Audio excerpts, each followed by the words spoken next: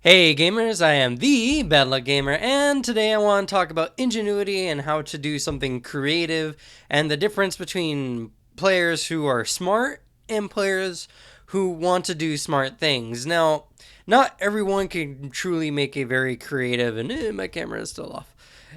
Not everyone can make a very creative play. Not everyone knows, like physics that well, or not everyone is just really inventive.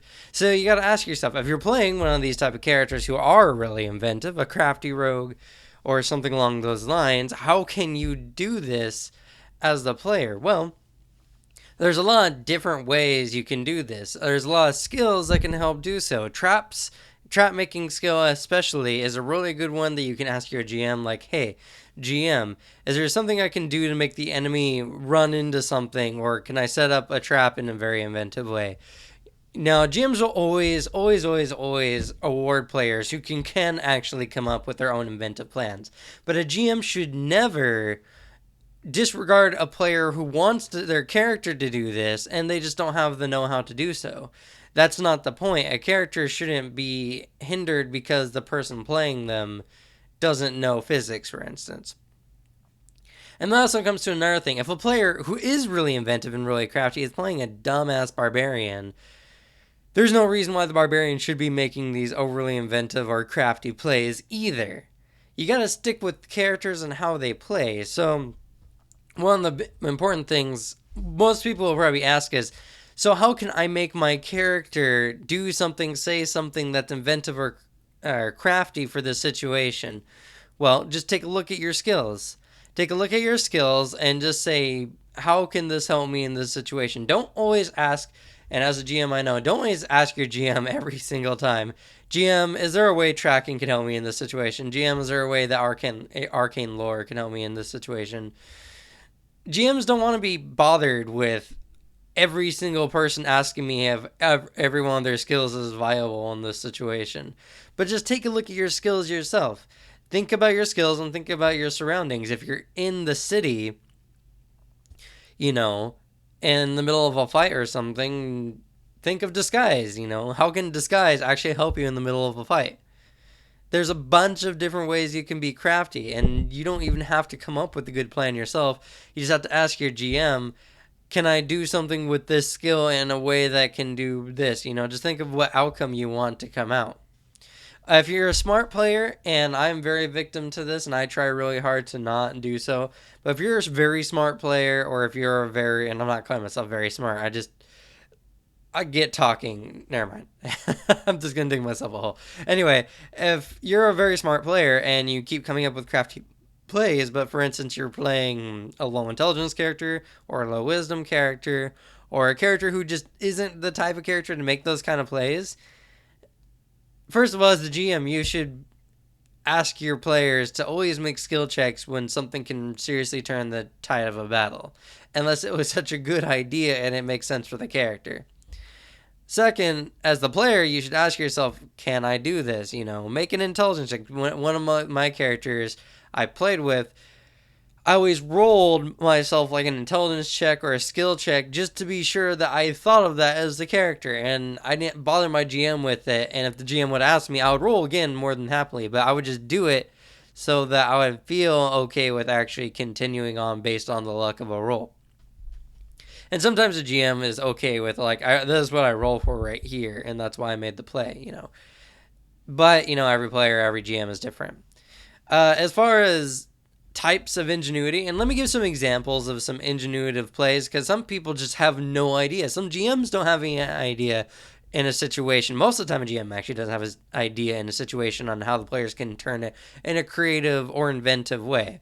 So there's a lot of different ways of going about it. First of all, if you're fighting on top of like a castle or whatever, and you happen to have a grappling hook, there is always a way of doing like a sleight of hand or some kind of trickiness where you can drop the hook and jump off the edge, so that when the enemy is following you off, like say it's an archer for instance, the archer is standing on the side of the building and shoots up into their face when they look because they didn't notice he was using a grappling hook.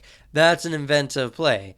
There's a lot of other different ones. Wizards are especially really good at inventive plays. One, because they have the intelligence for it, and two, because cantrips and other low-level spells can really change how a battle is played. For instance, a wizard can, when entering a bar, magic a door sign to say closed rather than open, so that people won't be coming in. They can also do things like change things color. Like, I don't know, if you're a particularly cynical or evil type wizard, you can make someone think that their drink is poisoned because it turns green, you know. That can make a king highly suspicious and kill the maid or something. That's awful, but it's ingenuitive. Rogues are also really good because they have the most skills, I think, of any other class, or at least they have the most potential because of their natural high skill cap. And this applies to other games as well, like World of Darkness games, any type of game. Just look at your skills and think of how it can be played ingenuitively, you know. Heck, you can make a trap that fires a gun.